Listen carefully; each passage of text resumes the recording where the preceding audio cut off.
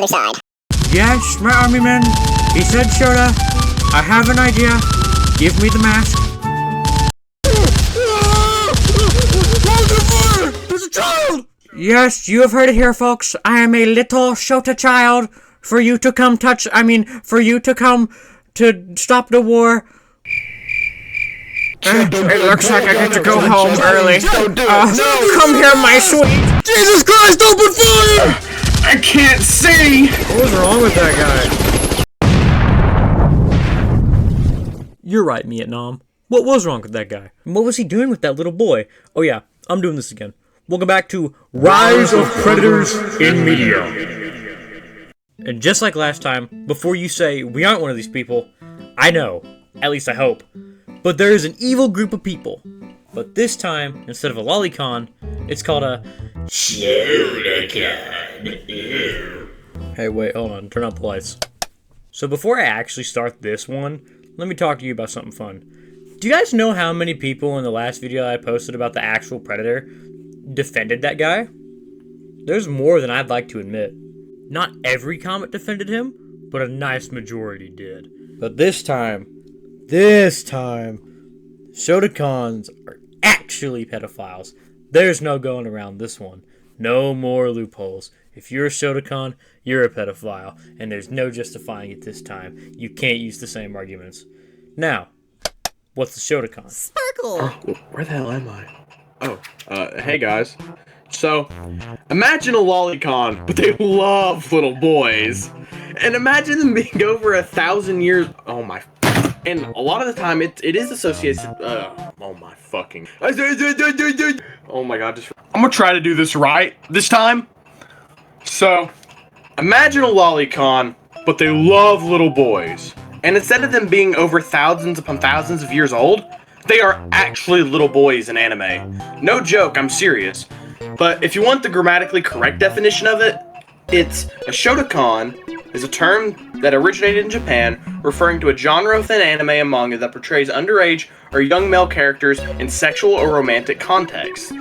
Now, I won't lie, it's really fucked up, because farther on down the definition, it says, describing an attraction to a young or young-looking fictional male characters typically between the ages of 5 to 13, and in some context, Shotacon is associated with hentai and pornography, where young boy characters are involved in sexual or suggestive situations.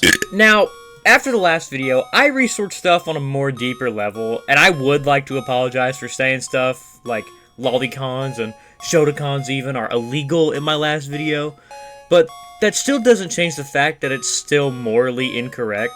And unlike lollies, Shotas are by definition actual children. Though they don't look like the realistic physical child, it still isn't okay to like Shotacon media like that.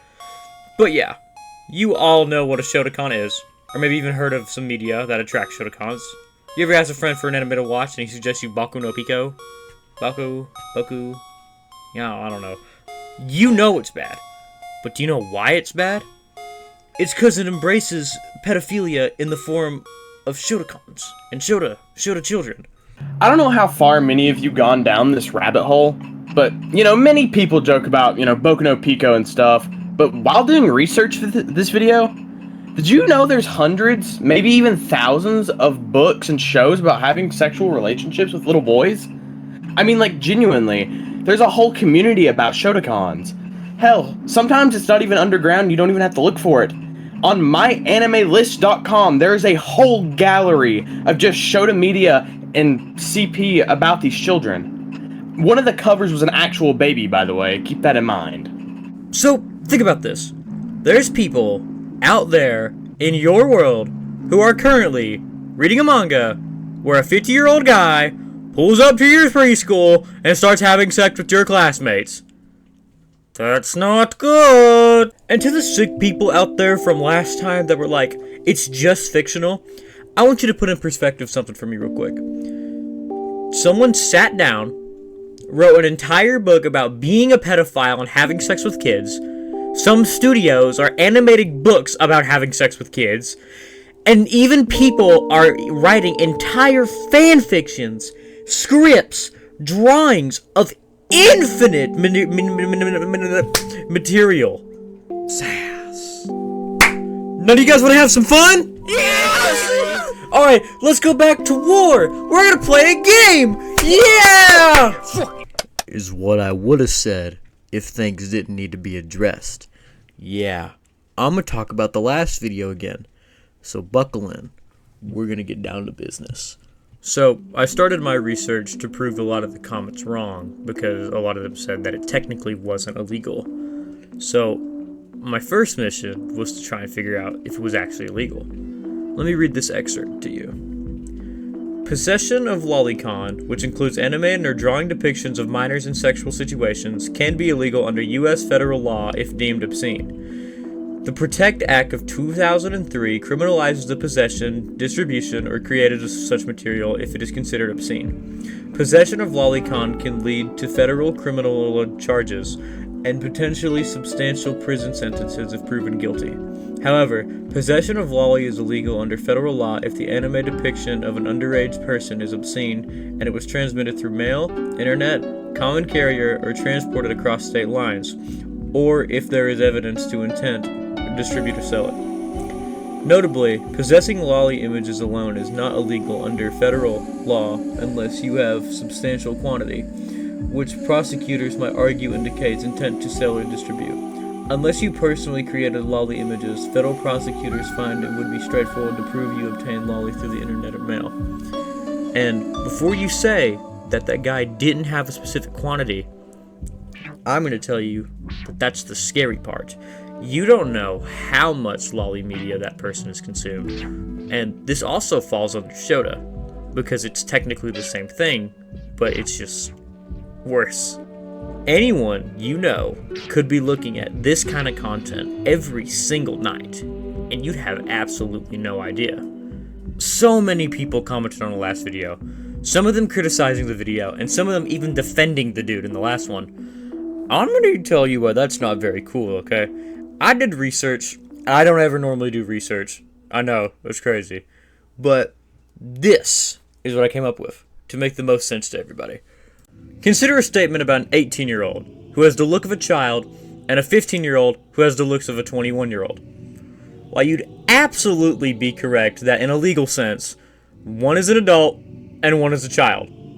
However, I've deducted that there's a question beyond legal in this issue.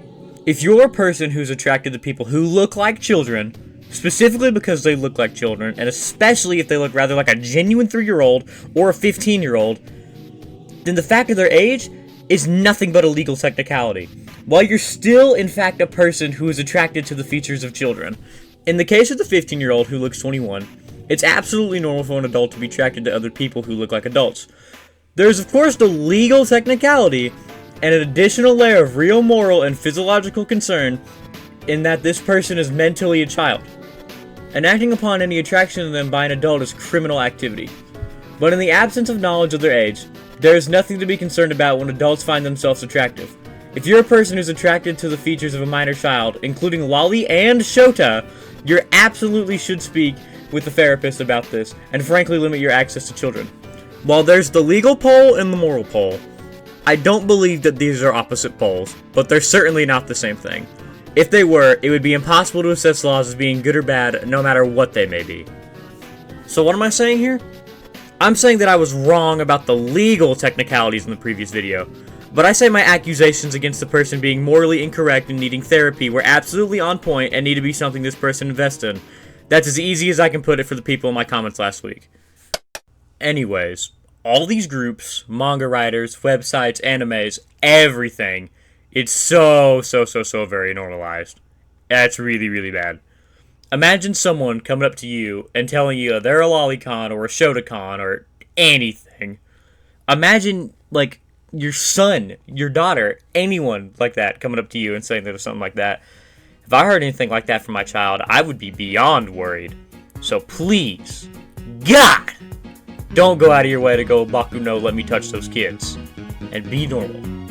Be human. Don't be.